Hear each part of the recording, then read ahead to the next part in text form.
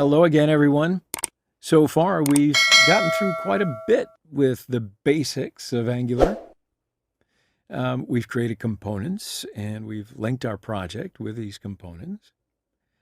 Then we learned about data binding in Angular. And through all of that, we learned the communications between our components and templates. So now we're going to cover directives. And again, it's another fundamental of Angular. So in Angular, directives are used to manipulate DOM objects. Using Angular directives, we can change the appearance, the behavior, or even the layout of a DOM object. So directives are basically instructions inside the DOM. Directives are classified under 3 different headings according to how they behave: component directives, structural directives, and attribute directives.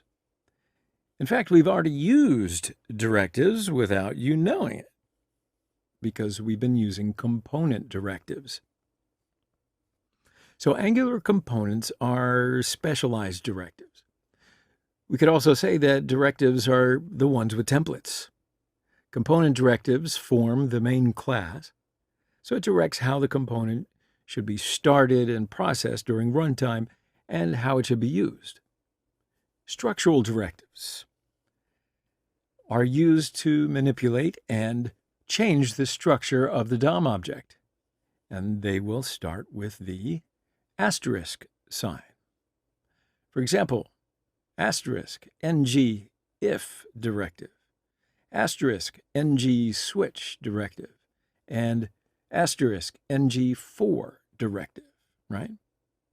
So ng if is a directive that allows adding and deleting DOM elements. Ng switch is a directive that also allows adding and deleting DOM elements. So it's similar to switch usage in C# and similar languages. ng_for is the directive for adding iterable HTML fragments in HTML for a list. Now, attribute directives are used to change the appearance and behavior of the DOM object. For example, ng-class directive and ng-style directive, and there's others. ng-class directive is used to add and delete CSS classes to HTML elements. The ng-style directive is used to add styles to HTML elements and change styles dynamically.